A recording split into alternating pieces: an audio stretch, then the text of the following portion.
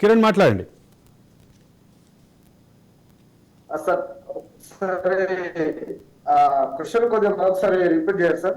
Yeah Kiran, corporate విద్యా సంస్థలు గత 10 ఏళ్ల తెలంగాణ రాష్ట్రాన్ని, తెలంగాణ విద్యారంగాన్ని విధ్వంసం చేసినాయి అంటూ ఒక వాదన ఉంది. దాని మీద మీ అభిప్రాయం ఏంటి? మీ సంస్థ అభిప్రాయం ఏంటి?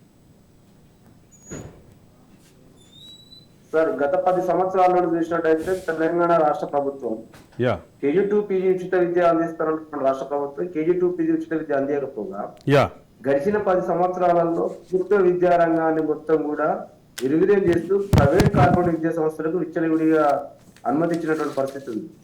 అదే వీళ్ళు చేసినటువంటి టెక్నిక్ ఏంటంటే ప్రైవేట్ కార్పొరేట్ విద్యా సంస్థలు గ్రామీణ మండల ప్రాంతాలలో విచ్చలవిడిగా ప్రారంభించుకోవడం కోసం ఈ రాష్ట్ర ప్రభుత్వం సహకరించినటువంటి పరిస్థితి ఉంది. ఇవాళ ఈ 10 సంవత్సరాలలో వచ్చినటువంటి ప్రైవేట్ కార్పొరేట్ విద్యా సంస్థలు ఎప్పుడు రానటువంటి పరిస్థితి కూడా ఉంది.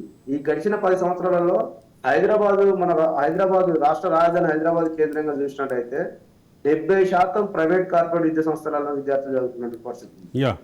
ఈ గడిచిన 10 సంవత్సరాలలో సుమారుగా 40% ఉన్నటువంటి 40% విద్యార్థులు ప్రైవేట్ కార్పొరేట్ విద్యా సంస్థలలో జాయిన్ అయ్యేటువంటి పరిస్థితి కనపడుతుంది. KG2 PG ఉచిత విద్య ఇస్తున్నటువంటి తెలంగాణ రాష్ట్ర ప్రభుత్వంలోనే వాళ్ళు చేసినటువంటి ఏదైతే నూతన గురుకులాల పేరుతో అద్దె భవనాలలో ప్రారంభించడం వల్ల విద్యార్థులు అనేక వాళ్ళు మెట్రిక్ స్టూడెంట్స్ అంటే తీసుకెళ్లిన తర్వాత గ్రామీణ ప్రాంతంలో స్కూల్లో మూతేసి ఇవాళ ప్రైవేట్ కార్పొరేట్ విద్యా సంస్థలను తీసుకోవడం కోసం గతంలో ఉన్నటువంటి BRS రాష్ట్ర ప్రభుత్వం పూర్తి స్థాయిలో ప్రైవేట్ కార్పొరేట్ శక్తులకు తొత్తులుగా మారిపోయినటువంటి పరిస్థితి చాలా స్పష్టంగా కనపడతా ఉంది. దాని పరిణామం ఈ రోజు తెలంగాణ రాష్ట్రంలోనే ప్రాథమిక విద్య కనుక చూసినట్టయితే 10th క్లాస్ వరకు రాష్ట్ర రాజధానిలోనే 70% విద్యా సంస్థలు ఇవాళ ఇంటర్మీడియట్ స్థాయి వరకు ఇవాళ ప్రైవేట్ సెక్టర్ లో కార్పొరేట్ సెక్టర్ లో ఉన్నాయి.